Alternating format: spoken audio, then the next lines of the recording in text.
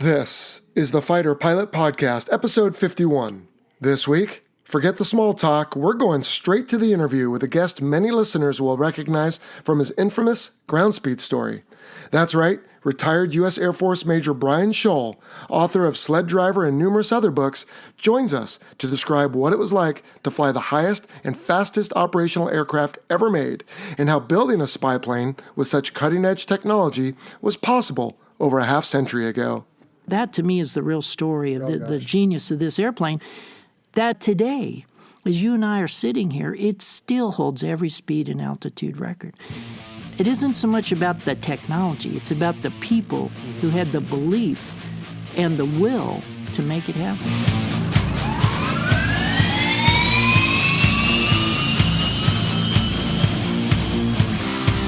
Strap in for the Fighter Pilot Podcast, the internet radio show that explores the fascinating world of air combat, the aircraft, the weapon systems, and most importantly, the people.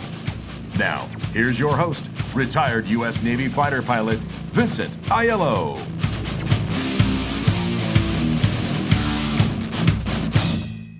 Today, the Fighter Pilot Podcast is at the Gallery 1 headquarters in downtown Marysville, California, and we are joined by a distinguished gentleman who hails from Quantico, Virginia.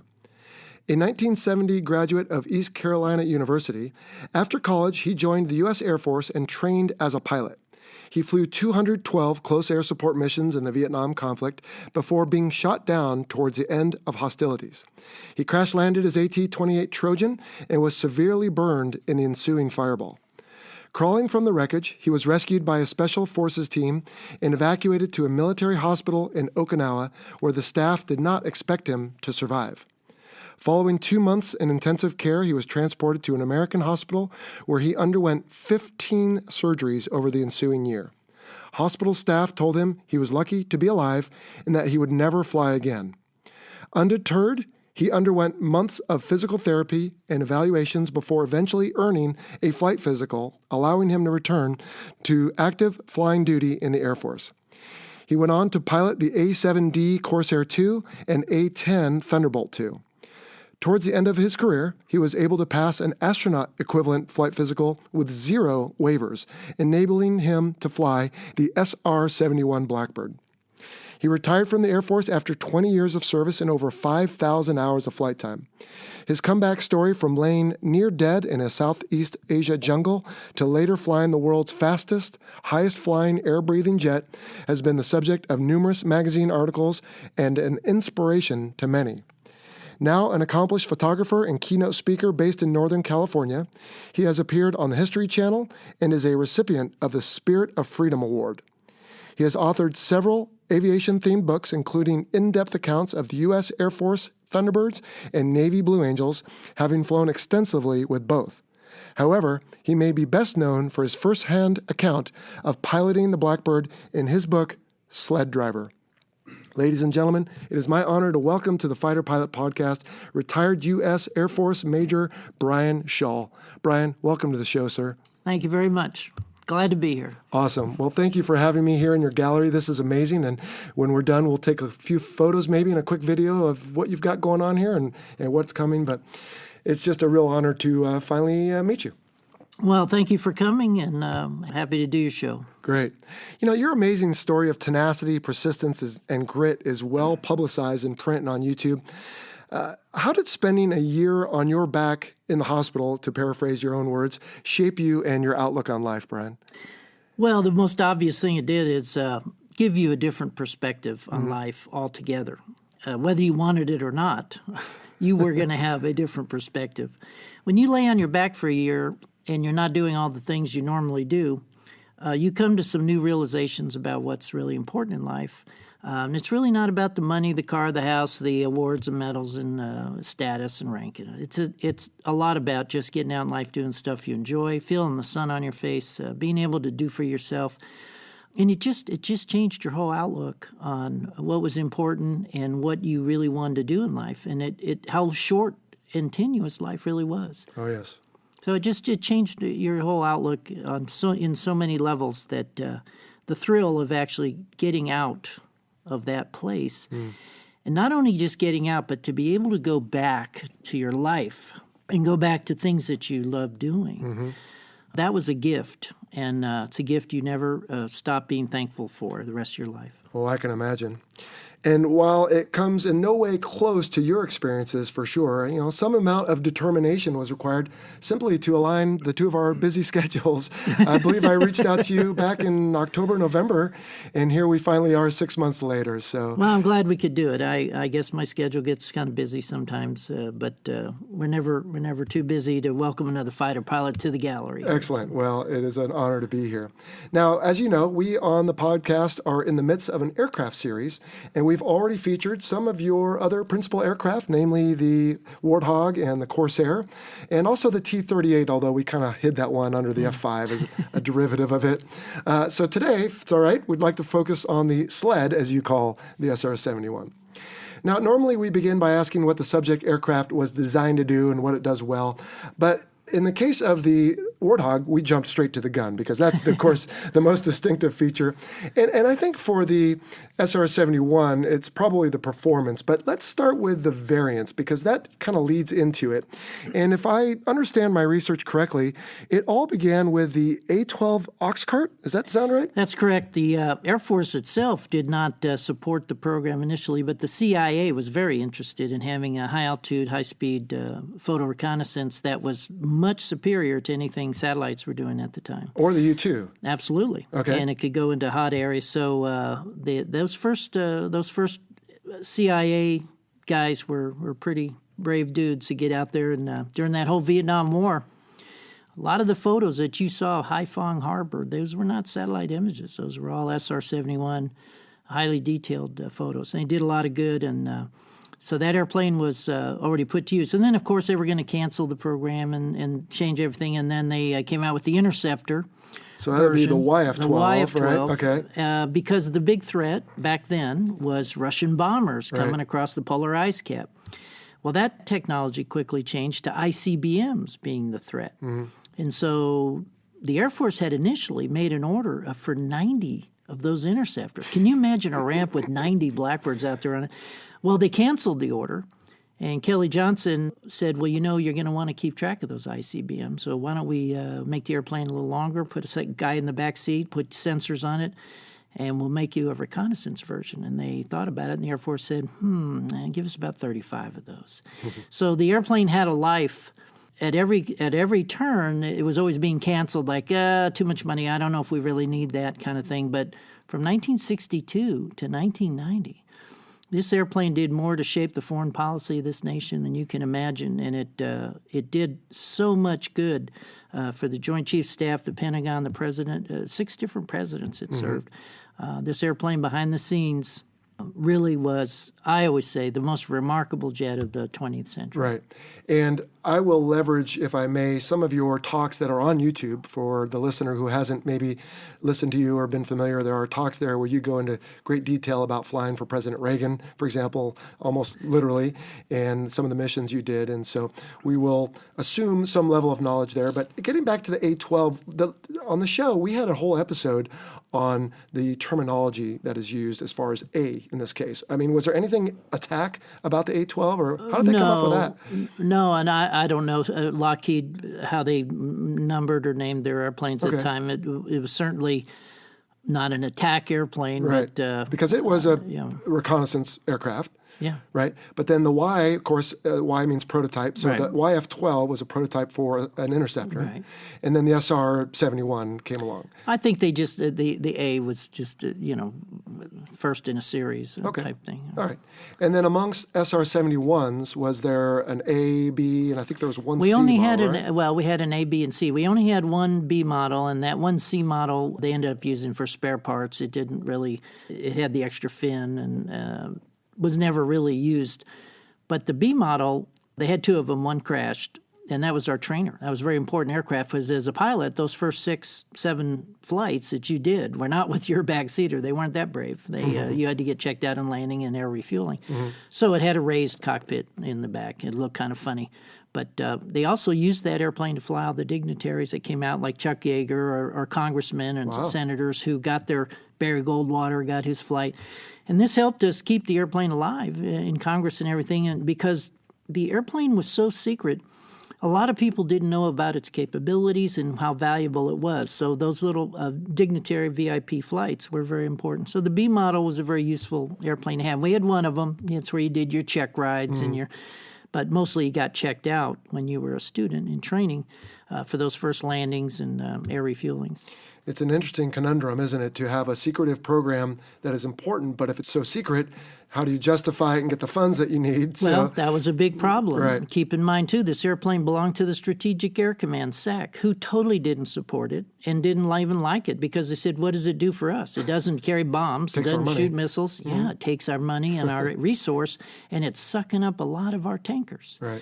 So we weren't even supported by the command. Most of the people in Congress and the Pentagon didn't know of its true capabilities, which were phenomenal. Mm-hmm. So yes, that was one of the things that hurt the airplane near the end when it came time to can we save this Right. program. Right.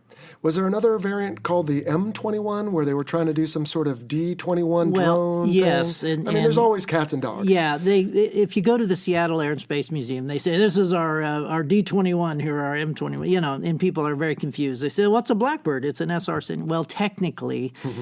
It was designed to carry the D-21 drone, which thankfully we never had to deal with. They had a lot of problems with it back in the 60s, trying to get it to separate from the airplane at high Mach and everything, and it crashed one. And Kelly said, you know what, we can't afford to, these airplanes are too valuable. That's it. We'll put them on B-52s, and they did. So technically, when I go to that museum every year, and I've been there now 28 years in a row, I'm their longest-running speaker, everyone always says, well, wait, that's not an SR, that's it. I go, okay, if you want to be technically correct, but basically, no, it's a Blackbird. Well, and on this show, when we talk through the variants, invariably, someone will always comment, oh, you forgot for example, we just had the F-16, you forgot the XFL-16 or whatever it was with the full delta wing, or the forward swept wings, or, so there's so many. No, there wasn't that many other, I don't think you've named just about all of them. Right. And the A-12, as you stated, was a single seat, interestingly. The SR-71 ended up with the pilot, and what was the... He was called an RSO, Reconnaissance Systems Officer. All right. And a very valuable man to have back there. Oh, I can Worked imagine. all the magic stuff. And when I look at those CIA guys flying that airplane with one seat, doing all the nav, doing everything by yourself, I would not welcome that challenge. That airplane was a handful with 2 men in it. So, I can imagine, especially at that speed and altitude. I have to think that would be fairly lonely, too. There's something to be said for having a crewman with you. Yeah, it was. Those guys were hanging it out. Oh, I can imagine. So the SR-71 then, which will be the cornerstone of our discussion today, was designed for, like you said, high-speed reconnaissance in the era of the Gary Powers fiasco, if I may use that word. And you mentioned in your speech that I observed on YouTube that it was never intended to overfly really at least specifically the Soviet Union, but more along its borders. Well, it could do so much, and if it wanted to overfly, it could. But the reality in life was that we already know what's going on in downtown Moscow. There's no big secret there. We have satellites but it's troop movements, tank movements, missile placements against borders, and especially with the Warsaw Pact and NATO Pact countries in those days with the Cold War. That was what was more critical to us to want to know about. So we really didn't want to provoke any more than we had to. Right. So it was very common. We would fly right up against the borders of town. People always say, "Did you fly over the heart of Russia?" We didn't really need to. There's a lot of nothingness in the country of Russia there to see. Parts of it. But there's a lot of interest when there's a massing of armor or missile batteries up against West Germany from East Germany.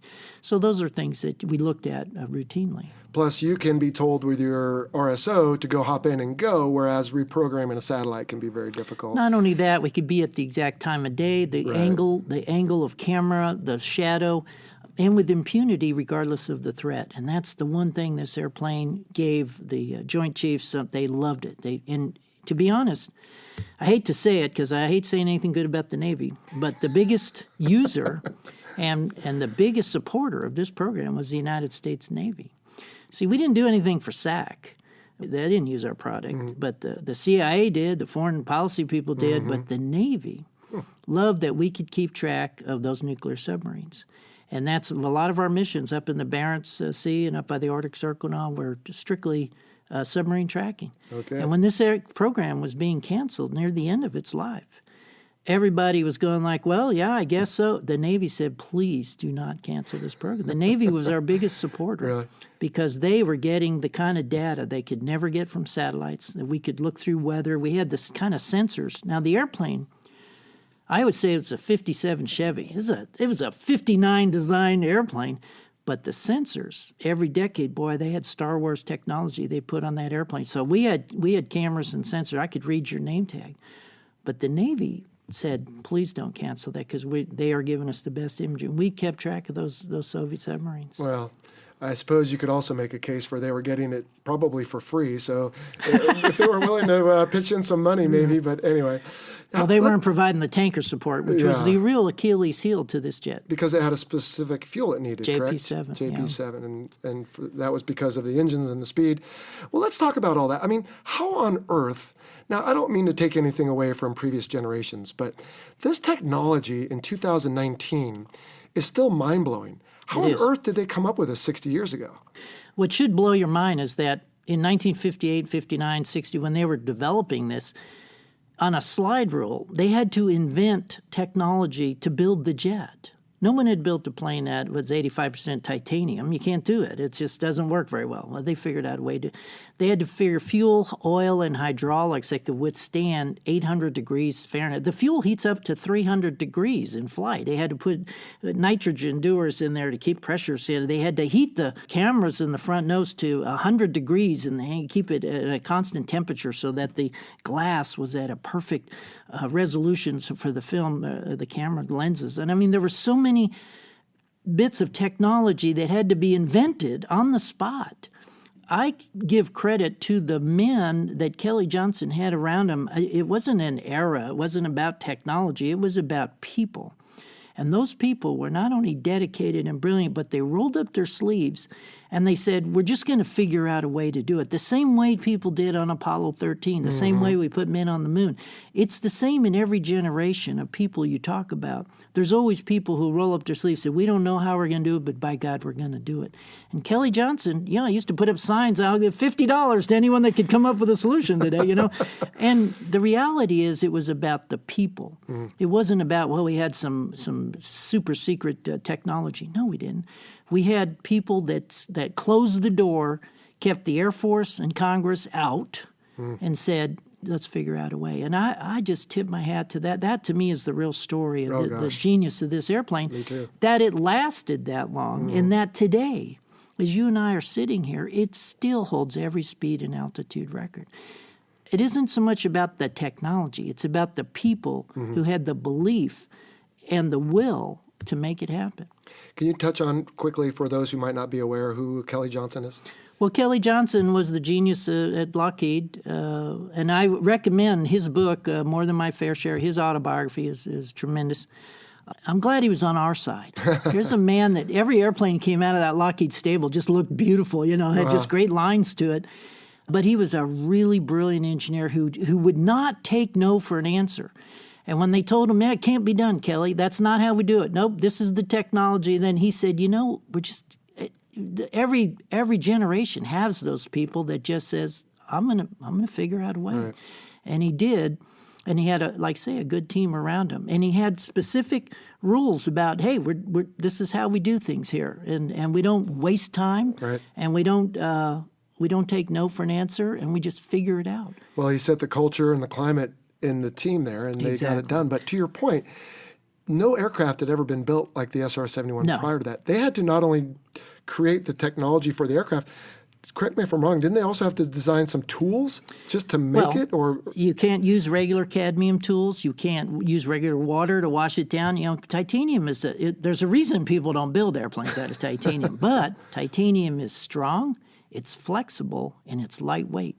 And we imported it all from Russia under secret guise of false companies. That's the real irony of it, is that they gave us all the titanium so we could spy on them. But it's a difficult really difficult material to work with. And if you read The Skunk Works by Ben Rich, Kelly Johnson's #2 guy, he says there was nothing easy about the SR-71. Everything was intimidating about it, the way it looked, the way it flew, and how hard it was to build.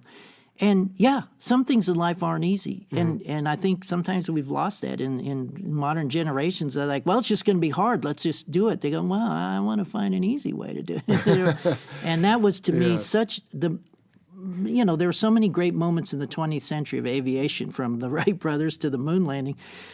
But to build an airplane like that, and it worked, and it lasted, and it was reliable, and it was a 57 Chevy, but it did the job like nothing else. To this day, it stands alone. Wow, amazing. How many hours did you end up with in the SR-71? I had almost 500 hours. You didn't fly it, maybe once or twice a week, Sure. So you weren't flying it all the time. So anything over 400 hours, you're doing pretty good. Right. The high time guys have barely 13, 14, 1,500 hours, the highest time guys. So each hour was an exciting adventure, though. And I imagine. the airplane, I always said, would humble you, excite you, and scare you simultaneously every day, at least a couple times. Dear. Yeah. And you said in one of your talks there was less than 100 pilots ever trained on it? Actually, 86 men got to fly reconnaissance missions in this jet in history. Wow. And then a handful of backseaters, sounds like. Well, 86 backseaters. So it's I meant crews. the distinguished folks as well, the people you needed and to. And let's not slight them at all. Right. We talk a lot about the pilots and flying the jet. Okay, it did only have one stick, and yes, you were driving and everything. But as I often say in my talks, that guy in the back was the heart of the mission. He's running the navigation, he's running the sensors, he's running the cameras, he's doing it. And I used to joke, and I say this in my talks, is that if we were ever shot down, I always say, Walt, you're the spy. I'm just the driver, And the fact is, though, it was a two-man mission, and that's why they teamed you up with a backseater to where you flew every mission with that same guy for 4 years, because you had to learn to communicate effectively between cockpits. And if you look in that airplane, both cockpits are radically different. Wow. They don't even look the same. So when stuff's happening in the front and you're trying to convey that to the man in the back, you have to be able to speak in languages that he's not seeing that gauge. And that was the hardest part of the training program. And that's why the training program takes 1 year. Wow. I think my A7 was 4 months. It was 1 year. And part of that is, it's a lot of 6 months of simulator time, but it's learning to communicate effectively when emergencies happen, because there's no minor emergencies at Mach 3. Sure. I mean, you better get on it right away and know what to do. And to coordinate that between cockpits was one of the challenges of that whole training program. Oh, I can imagine. Yeah. And, of course, being crewed up, when Walt was sick, you were sick, right? When you had duty, he had duty. That's did true. you ever fly with someone else? Very rarely. One time Walter did fly with another guy. I was gone, and then one time I had another backseater, and I will tell you, it was so different. Yeah? It was like, is that how? Well, you're reading the checklist too much to me now. We had our own way of doing things, because there was a lot of leeway about how you wanted to do stuff in the climb. What checks do you want to hear? There was so many. I mean, the checklist was pretty thick. So, yes, it was different, and you loved having it was like you were mated to that was your wife, and don't give me any spare wives out here today. I want that one. Goodness. Oh, I can imagine. You talked about the records, and I think if I remember correctly, you made a comment at one of your talks about being at roughly 90,000 feet in Mach 3.3, and the jet still had more to give. I mean, do you suppose one of the 86, 87 pilots, perhaps even you, holds unrecognized speed and altitude records in this aircraft? Absolutely. I have no doubt about it. The jet would always go a little faster if you'd let it. And the real limit was, of course, the compressor inlet temperatures, the equivalent airspeed. You didn't want to get it too low. So they're the limit. The airplane won't go Mach 6 and go into orbit or anything. It's an air-breathing jet. And I have to always remind people this when they try to compare it to an X-15 or think it's a rocket or something.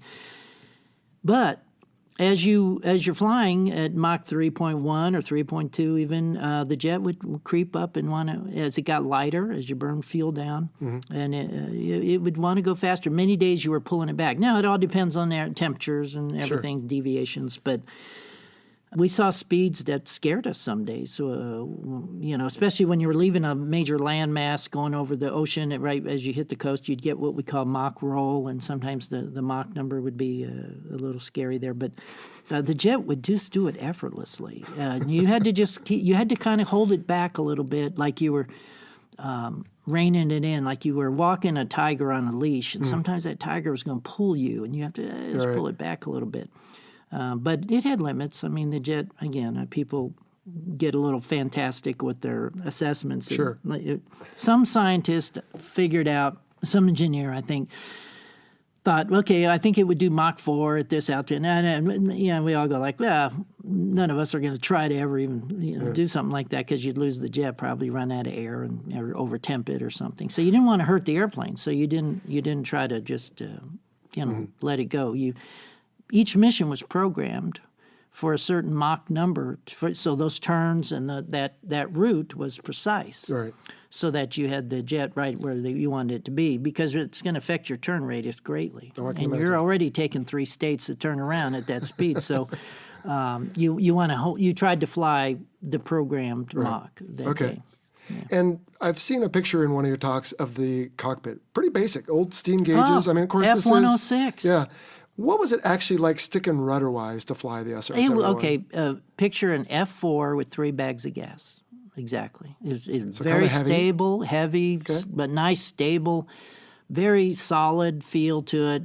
A 57 Chevy, I'm telling you.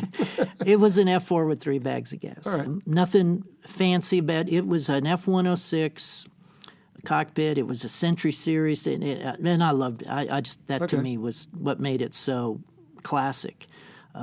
It made sense, round gauges, There was nothing magical. In fact, I had a better moving map display in the A7 than they had. The A7 was just way ahead of its time. Right. I could talk for hours on the I hope you had a good A7 We guy. did. Okay, because that airplane was the greatest cockpit, and let me just say that right now, ever designed, ever. But I got in the SR, I figured, well, this must be even more high-tech. No, the moving map display was a joke compared to it didn't really do anything to help you. Guess what kind of radar we had in the jet? We didn't have any radar. Guess what kind of flaps and speed brake? We didn't have any flaps or speed brake. Guess what kind of computer helped fly there was no computer Really? to fly the jet. So it was a 57 Chevy. Wow. Now, I was there when they finally put computer in the airplane. I had to transition from analog to computer. Walter and I both had to learn both systems, which was a real pain. But the reason they did that was not to help fly the jet, but to help manage the spike movement for the unstarts. And it was very handy to have, very helpful. So it was just an augmentation of the computers, but there was no fly-by-wire.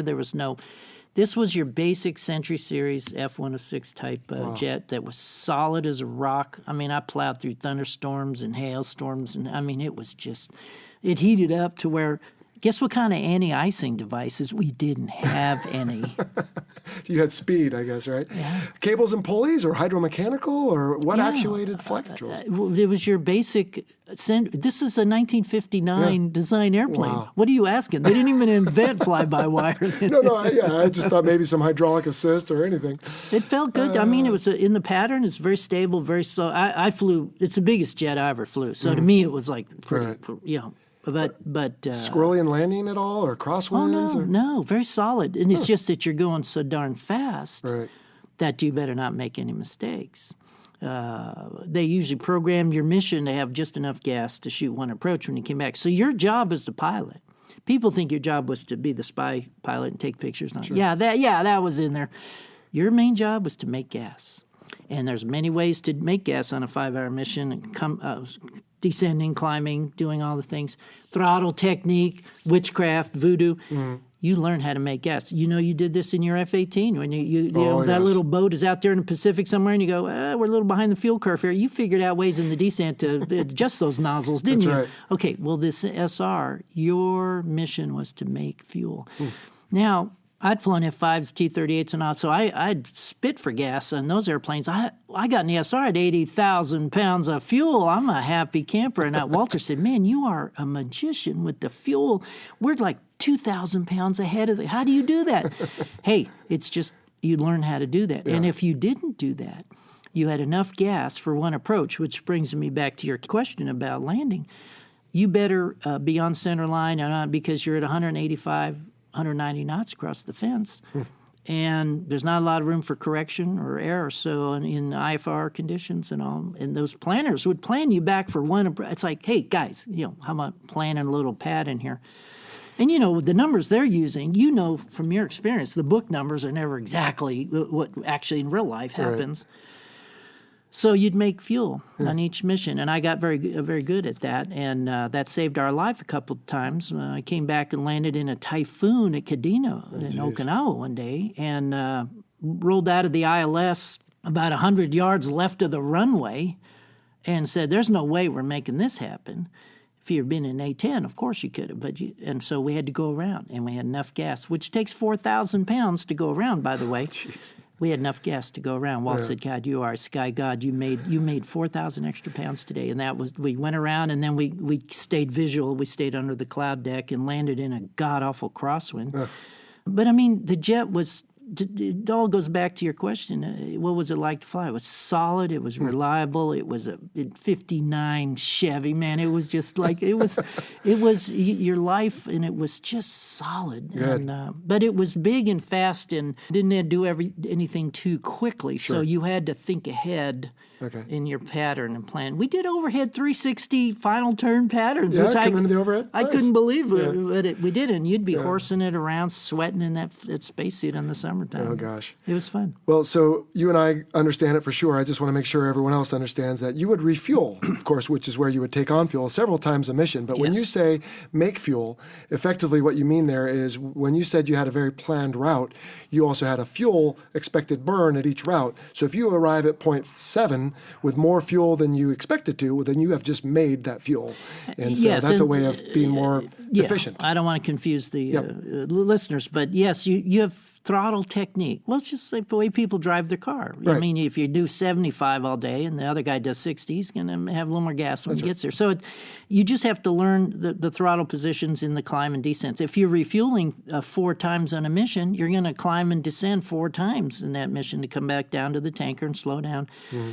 And you're burning, like say, you're going through about 15 or 13,000 gallons in an hour and a half. Oh, So you better be really judicious about how you modulate your afterburners and your climb and descent. Speaking of performance, was there a G? I'm sure there was a G limit. Was it ever a factor? What was it, if you're willing to say? Very low G tolerance. The jet, I don't think I ever pulled over 3 or 3.5 Gs in the airplane. Maybe 4 one day. Okay. But it didn't want you to pull a lot of Gs. And it wasn't designed for that. But in the event that the Soviets ever did figure out how to get an interceptor or a surface-to-air missile to you, I'm guessing that would have been useful. No.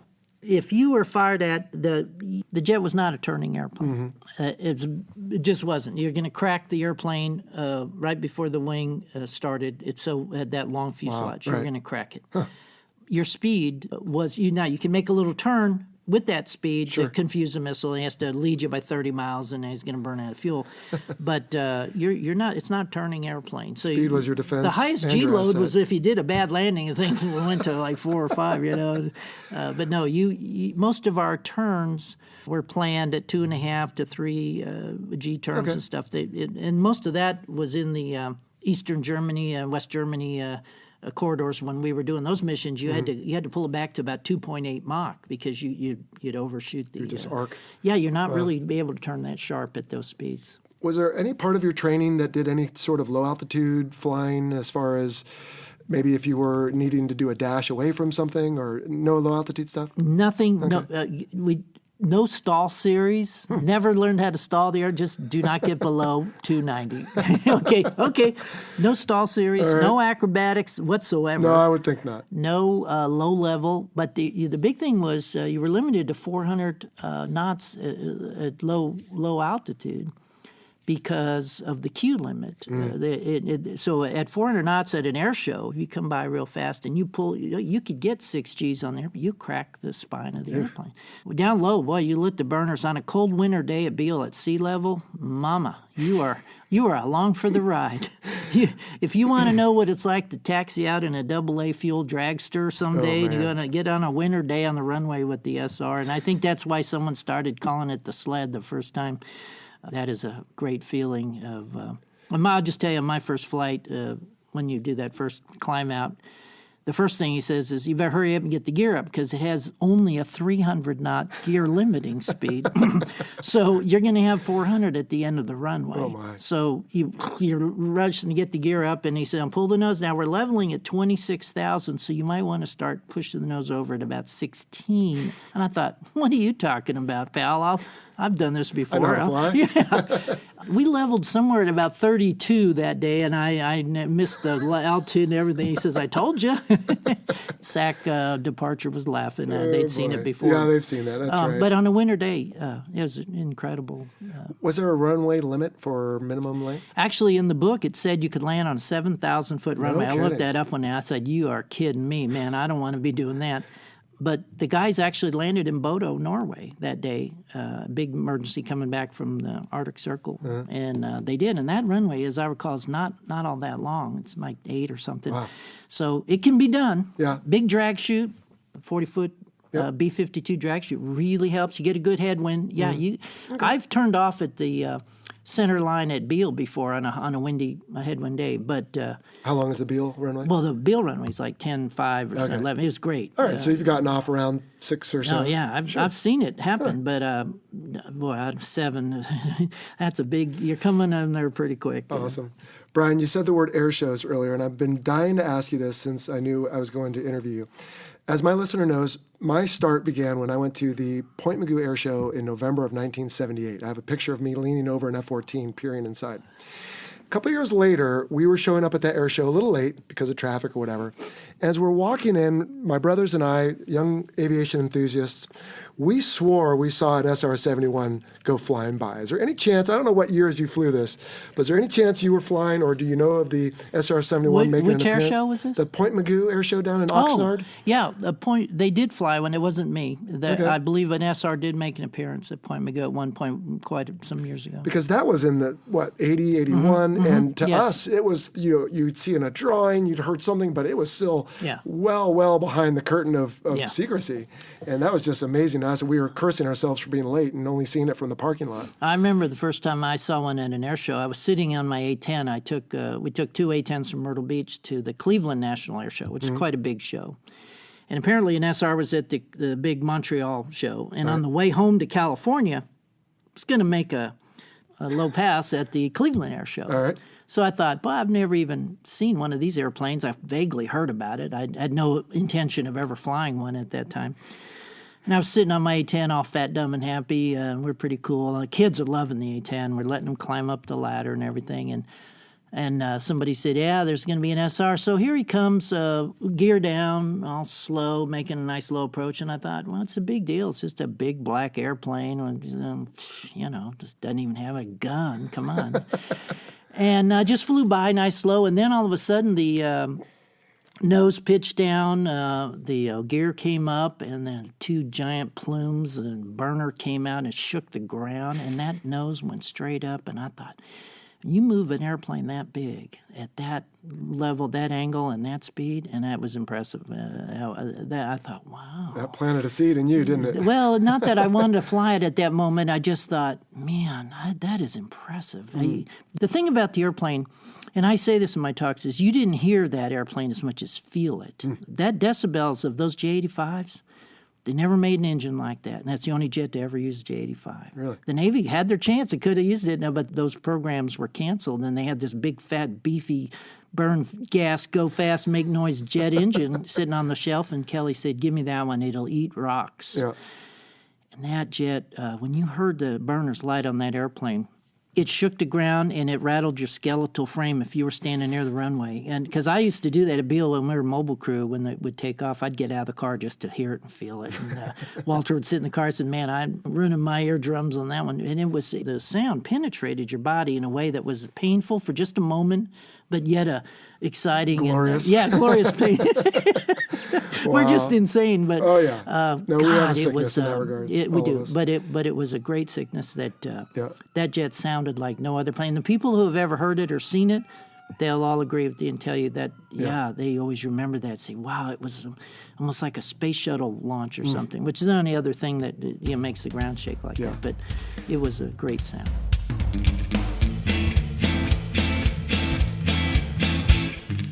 Missed your chance to fly a jet fighter and now you're looking for the next best thing?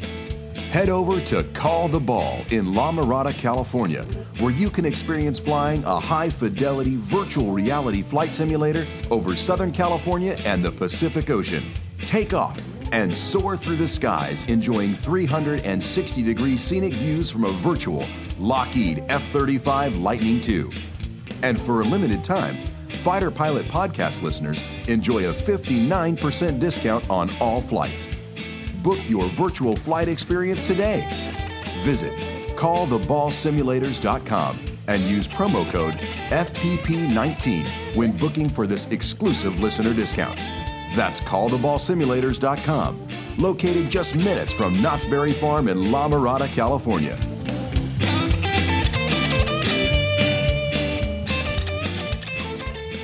And it wasn't just the engine that provided the speed of the aircraft. Wasn't it also the way it was fitted into the aircraft? And what you had, like a movable spike in the front to arrange for the shock waves, for the speeds, and I mean, something like that. Let's move on.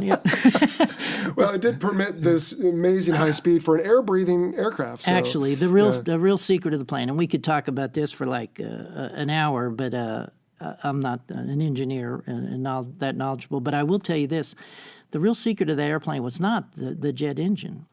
It was the spike inlet system, and that's where Ben Rich writes a lot about that in his book, The Skunk Works. Those people were ingenious that they said, okay, there has to be a way that we can go where other jets can't go and sustain it.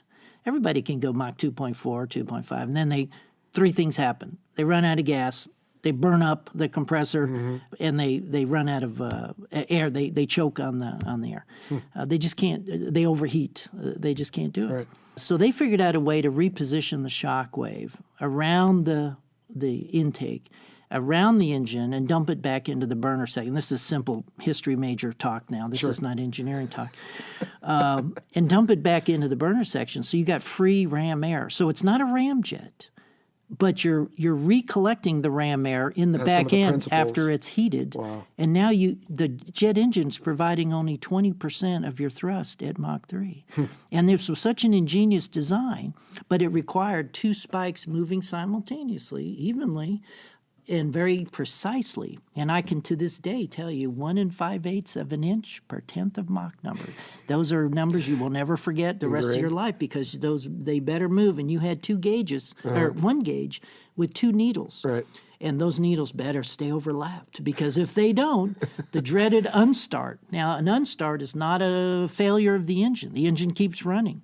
The unstart is the spike starting of the shock wave. It has to go back out, recapture the shock wave, and then start out. Well, now if you have one spike like this and one spike back, you've got a yaw moment 18 feet apart. Have you ever seen hydroplane boat racing? And when one does this and they flip up and then they disintegrate, disintegrate is the word.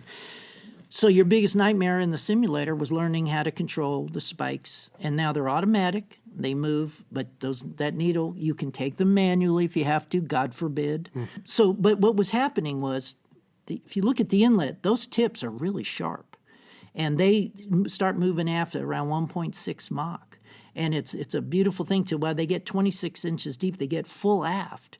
That's when the jet is you're burning so little gas. You're burning less gas the faster you go because of that design. So you're getting all this free ram air. And they figured out a way, let's make that air work for us without the engine having to work. The engine's providing 20%. It's the most incredible design for 1960. And you go like, wow. And when you look at the charts and diagram, it all makes sense. You try to explain it, it's like I need a PhD in engineering. But as a pilot, so what you were doing as a pilot, you were deciding how much air to spill. You had little vent doors. If you notice little vents on top of the inlet, your job as the pilot was to play a little Russian roulette every day about, okay, do I feel lucky today? How much air am I going to spill out till the doors start closing? Oh, gosh. Because the more accurately I can do that, the better gas I'm going to make.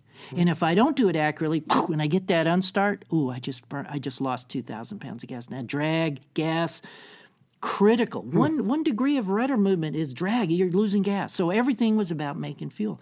So you'd play this game every day based on air temperature, compressor inlet pressures, Mach number, everything.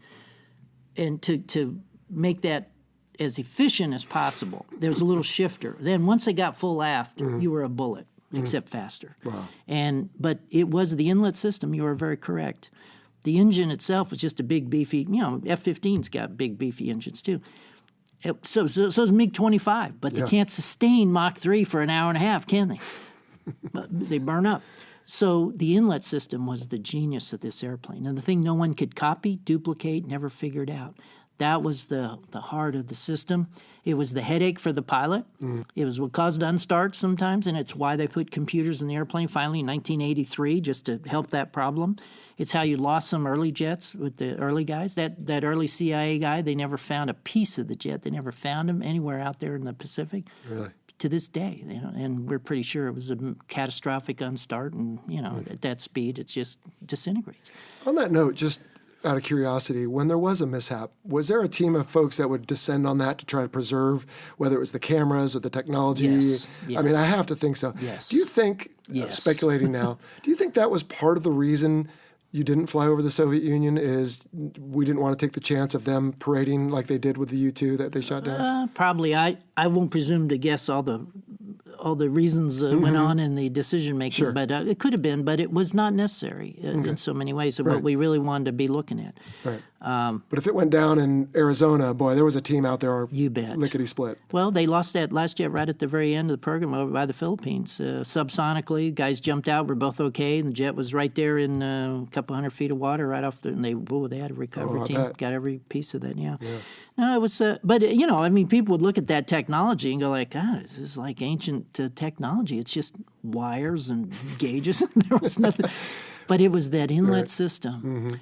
The genius of how that air was rerouted and the moving spike. And, it was so amazing when you're going through training to see that. Yeah. But then what a headache. Like, say, you had to manage it, and you got more comfortable with it as you went along. But other jets just didn't have that. You never worried about that sort of thing. Yeah. But you were watching a lot of things in the cockpit of this airplane because you had to watch temperatures and pressures and fuel and the nitrogen level and the center of gravity and every little ounce of drag and the Mach number and the route and there's the next turn point already.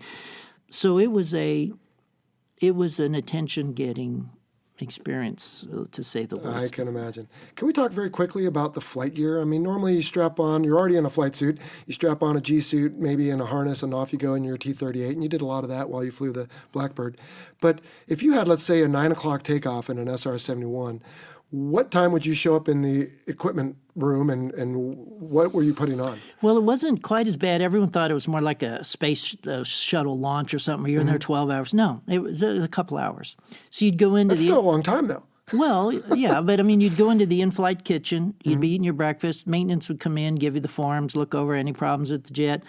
You'd go into the PSD room, the physiological support division, where they had all the suits, and there's guys put you in a big lazy boy chair, and they're going to suit you up. You get your long johns on. You take a little mini physical. They check your ears, any clogged up sinuses or anything. You're not going. Blood pressure. All right, you're fine. And they suit you up. Two guys are suiting you up. And then they put the helmet on. They do a pressure check, oxygen check, and all. And then you just sit there and they get on a van. They take you out playing with lazy boys on there. So it's not as bad as people think. The suit itself, was pretty self-sustaining. But then when you got to the jet and you sat in the cockpit, you had a guy on each side connecting all the the oxygen and the seat kit and the straps and so you just sat there like a little like a little queen bee while everybody was attending to all your connections. Oh, I see. That sounds pretty extravagant, Well, actually. it does, but you didn't have to show up. You know, you got the weather, you ate your little meal, you had your maintenance debrief, and you looked over the route summary. They gave you the printout of the summary of the route and all. And you now what I did, I always drew it out on a little map I used to always carry with me. I did a smart thing when I first started. I thought the summaries just gave you all the lat long and all the, Walter had all that stuff in there. But when you're flying at that altitude and that speed over across the United States, let's say you're going from California to Florida and back, or around Cuba and back, which was very frequent, I kind of want to know where I am in the big picture of things. Am I over Arkansas now or Utah? I'd kind of like to know in case something happens and then we got to go down. So I went to the library and I found a geography book that had a picture of the whole United States with every state that was about the size of my kneeboard. And I made a copy of that. And so I made a whole bunch of copies of it and had every state. So every time we had a route, I'd take a little marker and I'd go, this is exactly where you are at each of these checkpoints. And then here's where my divert. Well, that was more value to me as we're flying along, because Walt's managing every turn point, but you just can't realize how much geography you're seeing, or a lot of times you're not even looking out. You just see clouds, or you see massive geography. Yeah. And the world looks like a geography book at 85,000 feet. It's the greatest thing I ever saw. I had the privilege of seeing the Straits of Gibraltar on a clear day in a turn, and it looked just like it did in the geography book. So I used to carry a little map of the United States. A couple other guys started asking me, can I borrow your... That's great, because you can't really keep a picture of where you are based on that summary of just numbers. And that was helpful to me. And one day we did have a little emergency oil thing on one engine. We had the emergency over Idaho or somewhere. We landed in Denver, but that was the closest thing by the time you get down, So that was just for situational awareness. I just like to know where we are in the route, or here we're in that turn, or you're doing Korea and you're repositioning in the Sea of Japan now. And there's Iwakuni now is your or Yokota. Now that's your divert. You got I can see on my little map exactly where I am now, as opposed to just darkness or nothingness. So it was. You learned a lot of little techniques in the airplane, but it was a magnificent airplane. And the greatest part of it, people always ask me, was that fact that you were doing a real mission. It meant something. You were making a difference in the world. We beat communism. We won the Cold War. We brought the Berlin Wall down. We kicked Gaddafi's butt. We kept those guys in check. And I always make a joke about this. I would say, why do you think Ronald Reagan won every SALT talk he went? Why did he get every concession every time? You thought, he's a great negotiator. We'd like to think that he showed up at those meetings and said, hey, you guys are testing those missiles, and you said you weren't going to do that. And they would go, no, Ronnie, we would never do such a thing. And he said, well, I have an 8x10 glossy black and white from Brian and Walter. It says you're a lying scumdog commie.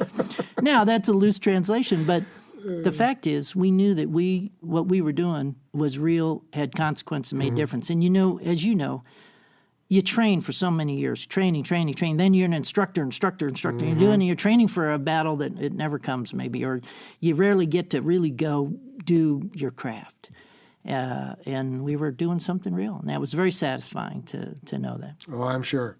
No, we have spoken of that before on this show, where I say it's a lot like being on a football team and all you ever do is scrimmage. Yeah. You'd like to play a game, or maybe you don't want to necessarily play a game, but if a game's going to be played, you want to be in it. Well, and I'm not saying I'm not provoking that. I wish we had more wars. Right. That's my point. I like that I didn't have any weapons. I wasn't provoking any war. We were just keeping them in check.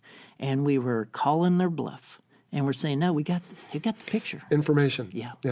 Speaking of weapons, so the YF-12 had I believe it was called the AIM-47 Falcon, predecessor to the AIM-54 Phoenix later. But other than that, you had speed as a weapon? My weapon was my pocket knife on my spacesuit. Not even a 9mm? Nothing. Wow. Nothing. Yeah, it was probably going to be a liability. No pill to take if I were shot down. Right. Nope, everyone always says that. Urban folklore? Big folklore, Okay, gotcha. But here was one thing I will tell you. In the Strategic Air Command handbook, and I've never read this anywhere else. When you're a new student in training a new plane, you read the big -1, and you're reading all the B-nose and the nitty-gritty. And, well, this is the only Air Force book I've ever read where it says, you will go down with the airplane. At no time will any part of the airplane ever be allowed to fall into enemy hands. And if it means you go down with the plane, you will. I've never seen them write that. And they're like, yeah, well, wait a minute. I didn't make choices this year. Maybe I want to eject that day. And they actually wrote that in there. So that's how important the airplane was. You could train a new crew, but we can't build another SR. We couldn't. McNamara destroyed all the forging, pressing, and everything, and said, we don't want anyone to ever, and they couldn't. And you could never. The vendors that made all those special parts and tools and equipment for it, they're all long gone. It's like people, can we just get it back into? Oh my gosh. No. So it said you will give your life for this jet. I thought, wow, there's a bold statement right there. Well, that puts things in perspective. Yeah. Going back to that word for you and the severity, or not the severity, but the consequentialness of your mission for sure. And we felt good about it. Yeah, good. Well, you were making a difference. When you're training, you feel like you're making a small difference on a tactical level, but you were making a strategic difference, and that had to be fulfilling. Well, and there was so much going on in the world in those days, with the Gaddafi thing, and it was like Reagan took a stand. Yeah. We loved that guy because he really he made us or allowed us to do stuff with the jet, and he liked that it carried a double sonic boom. There was a sonic boom that came off the spike and the nose of the jet. So you got a ba-boom, and he liked that, and they heard it. The bad guys heard it. There was no secret that the jet was over there. It wasn't like a surprise, like, oh, I wonder if an SR is flying over. They knew it was there. They could see the heat source, I'm sure, but they heard it. And he liked that a lot. And he'd send us on some missions where we go, we kind of did that area twice. Yeah.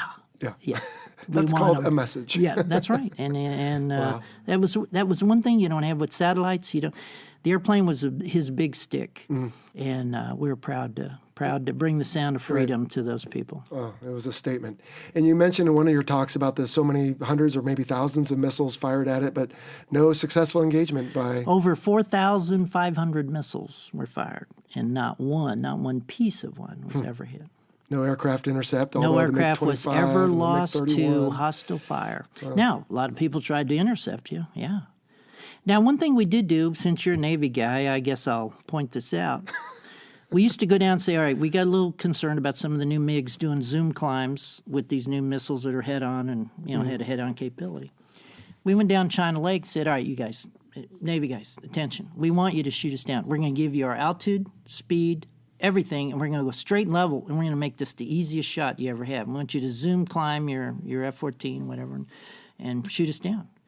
They go, okay, it's great. And I'm going to do it with the F-15 also. And it was really good because he gave us such confidence. They came back and they said, wow, you know what? It's just so amazing. We have you, we don't have you. It's like the gate. He said, you're in the gate. We got the launch. We got the target. And then it goes like that. It said it would take a golden BB. You feel pretty confident. It's such a tough shot. I got to lead you, and then you're through the gate so fast that we felt I had a little more confidence about that. I will tell you a little funny story. One day we called the Navy F-14 guys, and we said, okay, we did that. What was your data today? He says, oh, yeah, we shot you guys down twice today. And we had to tell him, we didn't even fly today. We were calling you to schedule that was a Navy guy. Yeah, we shot you down twice today. We didn't even fly. So that was typical Navy guy. Never let the truth get in the way of a good story, right? But it gave us a little confidence because if you notice, the newer SRs had the little dimples on the nose. Yeah. ECM, electronic countermeasures for those exact new head-on capability for the Russian MiGs. And so the old SRs had a nice smooth chine there in the front. We had the little dimples to give us a little extra.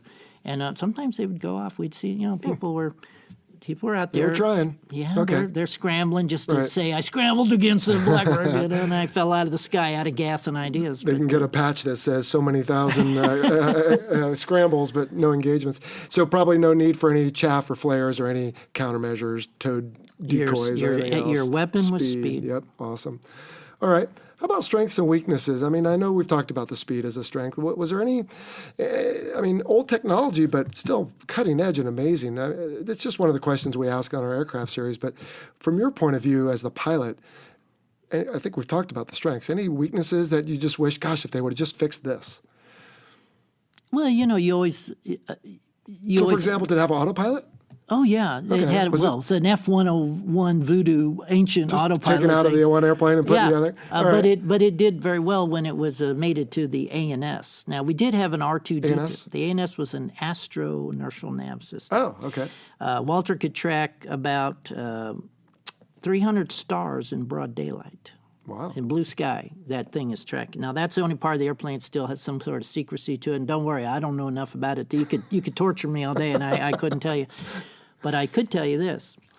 That was the most accurate nav system ever. And it was like R2-D2. They literally put it back. It's like a third crew member back behind the guy, and they lifted it. It looked like R2-D2.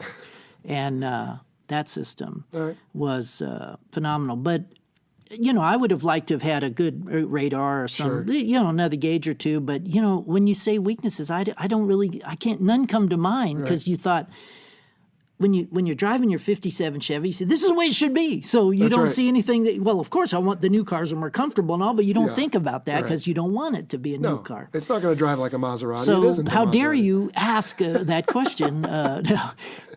It couldn't turn, and it was... It had a lot of old wiring and things, but I've never even thought of a weakness there. I don't know an answer to that question because when you flew it, it was so reliable, and you had the greatest engines ever made in the world, and it just did what it did so well that you didn't say, boy, if we only had. I've never thought that. Right. No. You just, every jet you ever flew, you say, God, if I just had a little more thrust. Oh, yeah. I never said that. The only I'll tell you the one bad thing, it's not even about the airplane. It's the damn tankers couldn't go faster to help us stay on the boom. I think it's a weakness of the tankers. They should go faster. It's not our weakness.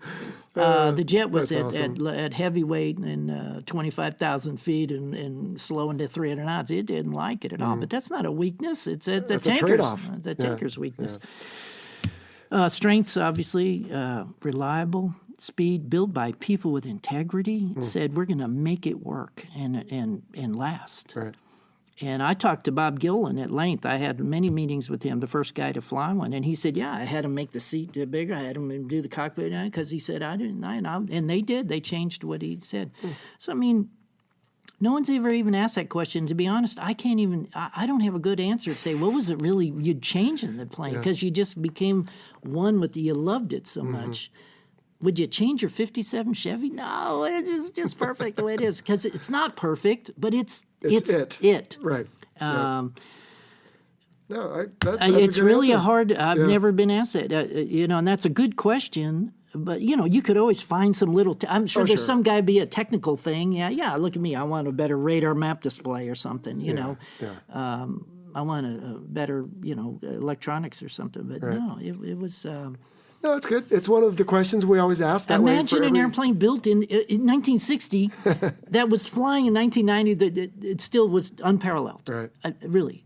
Yeah, then they brought it back for a couple of years, right? Well, they tried to bring it back. Okay. And... everybody said, this is great because we really need it. And they went to all the theater commanders in Europe and said, who wants SR-71 missions? And every guy raised their hand. I was going to say. And they said, who's going to supply the tanker support? And everyone put their hand down. And they never flew a mission. That was the Achilles heel of this jet.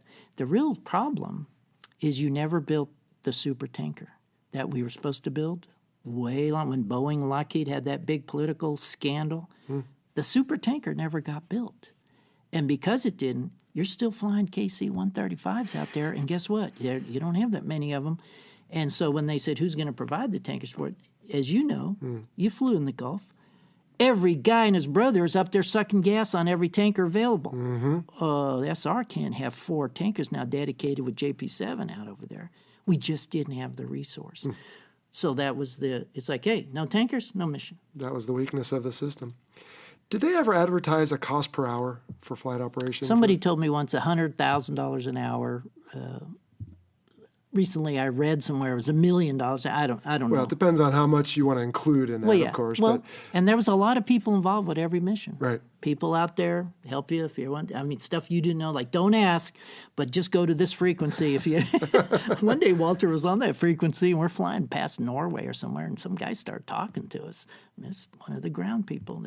It was a very covert, very James Bond thing. There was stuff you don't need to know. Okay. Good. That makes it easier. Yeah.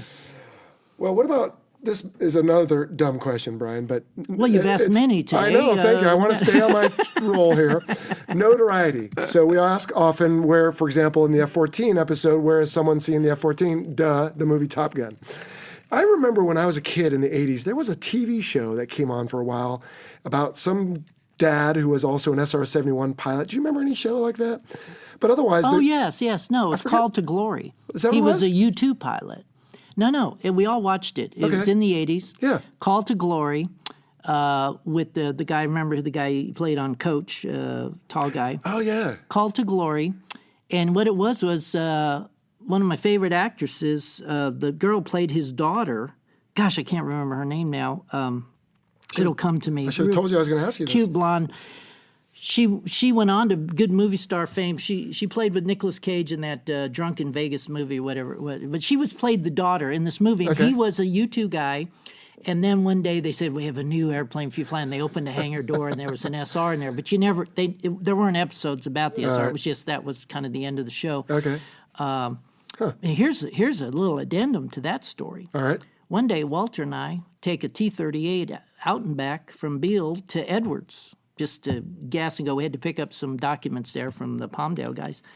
And we land there at Edwards. We're getting gas and go, and we're walking down the ramp, and in a hangar, they're filming an episode of that show. And the star of the show, what's his name, is sitting right there, and he goes, so we walk in just to watch, and he goes, hey, stop, you guys are like the real guys. He saw our patch. So we're sitting there talking, and the film crew's going, hey, we're burning money. Here we have film. He wanted to talk to us. And so we interrupted an actual shoot of some scene in the hangar where they're doing, and we thought, what are the odds of fun? So, yeah, Called to Glory, it was kind of a cute... Otherwise, of course, you are making it popular, and it's just a very recognizable airplane anyway, but I can't think of too many movies that it's been in, or not much in the news. It's maybe back in those days. Well, you remember when Clint Eastwood landed the secret... the Firefox. Firefox. Yes. That was sort of like an SR-type airplane. That's right. That airplane would still be rolling on the ice cap, by the way. It would never have stopped. I'm just telling you. It's still rolling. That's right. In the movie Daryl about the computer kid, they had an SR. He jumped in the back seat of an SR and flew. And I only know this because people tell me all these things. Right, you know, sure. they go, "Did you see that?" You know. Yeah. But no, it's.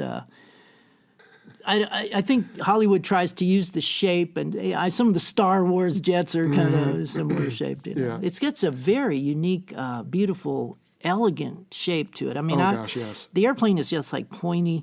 But it's elegant. There's an elegance to the airplane, and it looks different from every angle. Oh, yes. And as a guy that was in love with photographing it, I just was marveled at how each picture gave it a different personality and looked different. And some was just the mighty beast, and some it was just this razor sharp dagger of danger, you know. And others it was just a big airplane, you know, get out of my way. The Enterprise, you know. But so it had a personality, and that's another thing.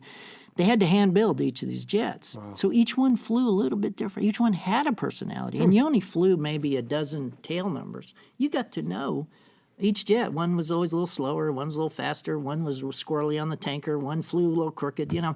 You got to know each little personality. Well, if you had, back to your 57 Chevy, if you had 5 of those in the garage, I'm sure they would all each drive a little different, especially if they were original and not all restored. So. Well, Brian, we normally wrap up with a good sea story. You have provided several, thank you. But I want to specifically challenge you, if I may, on the veracity of your ground speed story, because you talk about an F-18 guy in there, and I need to represent here. So, come on, is this embellished? Because I do believe never let the truth get in the way of a good story, but then again, you do advertise this talk and this story. Here's why I use that F-18 guy there, which is absolutely the truth. Okay. Absolutely true, because he thought he was so cool. And if he hadn't have talked with that cool Top Gun swagger, I might have let it go. And here's why. One day, the part of the story I don't tell you happened way afterwards. I'm driving through Death Valley in my old Toyota 4Runner. Me and my brother, he's sleeping in the back. We're going to Colorado, visit my folks for Christmas. There's not a soul on that road. You know how lonely that road is. It's just a long, nothing road out there. And we're the only truck down there. And we're just driving along, and all of a sudden, I about had a heart attack. I felt a shock wave on the roof of my truck. I thought my truck was going to break in half, and an F-18 had just flown about 10 feet over me in full burner, and I saw it, and of course, right in my window, and the guy came in, and I thought, so that's what you guys do out here, huh? And then I talked to some of my Blue Angel friends and other F-18 friends, and I find out that, yeah, well, it's kind of a common thing to be going real fast out in that part of the country some days. So was it, when I heard that on the radio, I thought, well, that guy is feeling his oats because he's just the fastest military jet, and good for him putting down all those little Piper Cubs. But you know, Bud, I think this is just not your day. And well, as the story goes, it was you were reaching for the microphone, but Walt beat you to it? Well, Walt, my man, who I love dearly, he came through. We became a crew at that moment.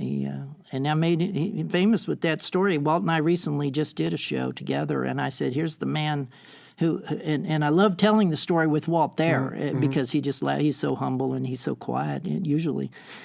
But the greatest thrill I had as an addendum to this story, and it is a true story, is I spoke at the air traffic controllers meeting, big meeting they have once a year in Vegas last year. 1,500 of these people there. Absolutely wonderful. Now, every guy in that audience knows that story.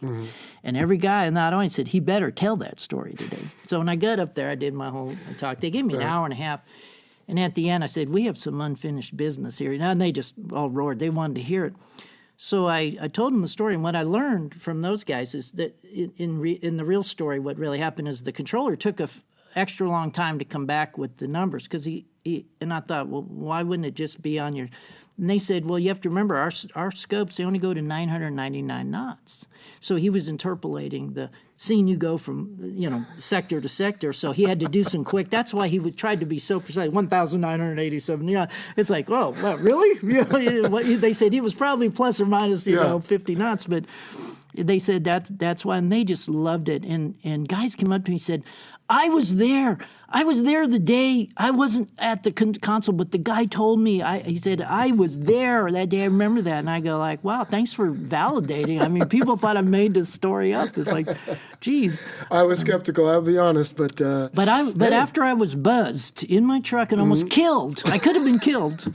And I thought that was the coolest thing. I got out of the truck and I'm just going, yes, sirree, Bob. I would have done the same thing in my jet if I saw that lonely truck out there. Awesome. So it was one of the things I will say, as on a serious note, never in my wildest mind did I ever imagine I'd be 30 years later keeping the history of the jet alive in the way that I do. And I like to take a pride in the fact I do it in a non-technical way, in a humorous way, and in a very informative way.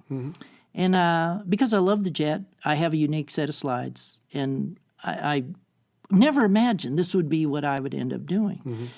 But I was very proud when Walter Boyne, one of the curators of the Smithsonian Air Museum, who's written like 50 books on aviation and everything, listed Walter and I as one of the top 5 SR-71 crews in history. And everyone said, how did they get on it? Because all the other 4 were record holders, the guys that set all the records, the early guys, who should have been on that list. And I said, yeah, what are we doing on that list? And he said, they have done more to keep the history of this jet alive in such a good way to the masses than anyone else and through their books and their talks. And I thought, wow, he's a historian, he gets it. And I never imagined, it wasn't my mission, but I think I do a lot of, I joke a lot, and people think I don't take it seriously sometimes. But that to me was probably one of the nicest honors of recognition you could ever receive, that someone appreciated what has happened. It just sort of happened. So I like to use humor in my talks, and I like to make it palatable to the masses. They don't want too much technical talk, but the jet was magnificent in its technical challenges. But I'm very proud of that. I never imagined that would be my role or something I would end up doing. I'm an introvert at heart. I never thought I'd be up on stage doing that. So I was really honored that he would say something like that. Well, you should be proud because you have an amazing story. I mean, you have your comeback story, which it's amazing just to survive, let alone fly, let alone astronaut, flight physical with no waivers. Yeah. And then you had these opportunities and these amazing experiences in the SR-71, and now you're sharing it. So I agree with him. And Well, and people have to know, like you started this whole show off with, is that I have a different perspective. So it's not like, ooh, look at me. It's, wow, I'm the luckiest guy in the world. And I'd love to share the story with you because I'm still in awe of the jet and what I got to do and the fact that you people want to even hear what I'm talking about here. Well, this is a real thrill and honor for me because I remember building scale models of the SR-71 when we were kids, and I always had a hard time getting the vertical stabilizers to fit just right because you had to glue them at an angle, but they would fall over if you let go, so you had to hold them. That's right. I built one too, and it was and then I got glue over on the wrong part, and I couldn't wipe it off. But man, just what an amazing aircraft, and what an amazing story, Brian. So thank you for taking the time with us today. And I could go on, but I want to be respectful of your time. As I warned you, though, we have two final questions. The first is, what does the future hold for you? Well, I would like to write some other books. I'm deep into my nature photography, specifically birds. I am staying around flight by observing nature's pure flyers now. So I spend many hours out in the wilds photographing birds in flight. And I will tell you, it's been extremely rewarding. I want to do some books on that. I want to get my gallery finished. I'm still putting it together. I'd just like to... I have about 3 or 4 books in the works that I'd like to do, and they have nothing to do with the SR-71, really. But just there's other chapters in life. And to me, it's my bird photography and writing, and made some of the writings about aviation and things. But flight is an amazing thing that man doesn't really fly. He builds machines that fly, and he sits in them. But the birds really, every feather, a flight control surface. And so future-wise, I'd like to keep speaking as I've been doing for a while anyway, and it helps fund the gallery. Sure. But I really got into the outdoor photography and everything, and I would just, as you get older and life goes on, you get more at peace. So you just seek the peace and calm more of life than all the things you did. You look back and say, I can't believe I was crazy enough to do all that stuff. So I think I've gravitated more in this era of my life towards my writing and my photography. And that's why I live in a nice small little town. I kind of hide out here. So you found me. You somehow managed to... Well, I've been bothering you for several months now, so I appreciate you not slamming the phone down on me. No, you do have a good thing going here, and you certainly have a knack for the photography, as I can see just by looking around your studio here at some of your amazing images. So we will, the best we can, link to you on our website here. You are available for hire as a speaker, correct? I am. You know, I get calls all the time from small groups to real big conventions. I can't do them all, but I don't do them for free. But they fly me all over. I'll be in Columbus, Ohio next week doing a big convention. All right. So it's kind of fun, and you never know what group you're going to end up to. And what I think the most fun for me has been the deep appreciation Middle America has had for this jet. They still want to hear about it, and they still love it, and they go like, wow, I thought we were the only ones that really loved it like that. But people, it's just very rewarding for me to see people embrace that piece of history. Right. It's not about me. You know, there's this expression, you climb the mountain so you can see the world, not so the world can see you. And I kind of feel that way. It's like, wow, I can't believe we did all that stuff, and I'd love to share it. And I'm glad that people are receiving it so well. It's rewarding. It's never about the money or the stuff. You know, life is just so much more than that. Connections and relationships. Good. Well, thank you very much for that. One final question. I don't even know if you have a call sign or what it is, but do you have a call sign? Can you share it? My call sign was Punchy. And, Punchy? All right. It's a long story, and I don't think we have time today. All right. Well, you can be our second guest to defer if you'd like. But, Brian, this has just been an amazing childhood dream for me to fulfill, to be able to come and speak to a real sled driver about the SR-71. We loved it as kids. I still love it. And you have an amazing story, and you share it, and that is a gift to many. So I want to thank you for your time. I want to thank you for your 20 years of service. And thanks for having me up here today. Oh, hey, it was my pleasure, really. I hope your audience enjoys it. Once again, a big thank you to Brian Shul for coming on the show and realizing my childhood dream, as I said in the interview, to learn so much more about the SR-71, and who better to hear it from than him. If you want to see more of what Brian Shul is up to, head on over to his website. It's gallery1publishing.com, and there you can check out his books and his artwork. And again, thanks for having me up, Brian. All right, well, it's just me this week, and we don't once again have time for listener questions, but we do want to make a couple announcements.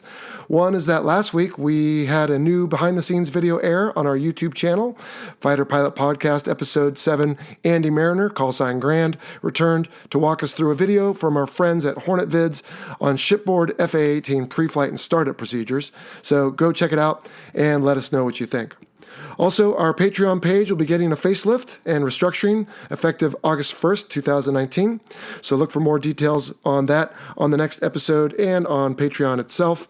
And of course, this is the point in the show where we always like to announce our new division leads, which is Ike, Clay Meisner, Dyslexie, Michael Friedman, and Jesse Rudd.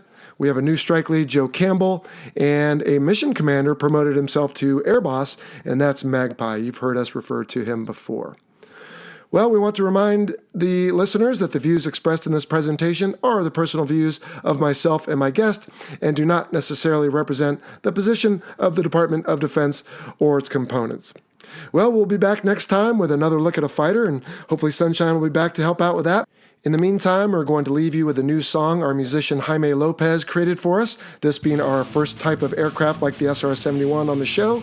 So enjoy that, and we'll see you next time here on the Fighter Pilot Podcast.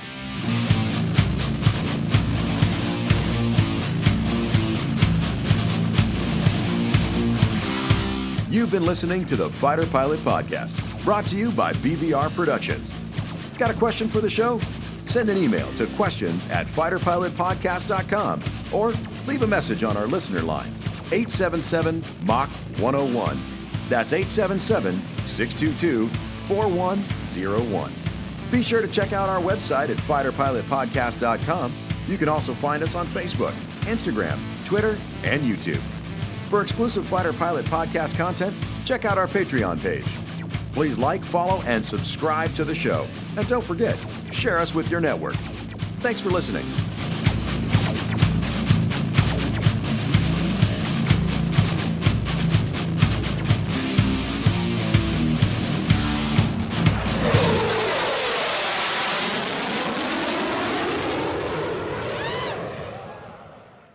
Elizabeth Shue. Oh, We were all in love with her. She was yeah. a teenager. She was the daughter in the TV show. She was in Cocktail with Tom Cruise. Yes. All right. She was so cute. I'm proud my dad is an Air Force pilot, and all this shit. Yeah.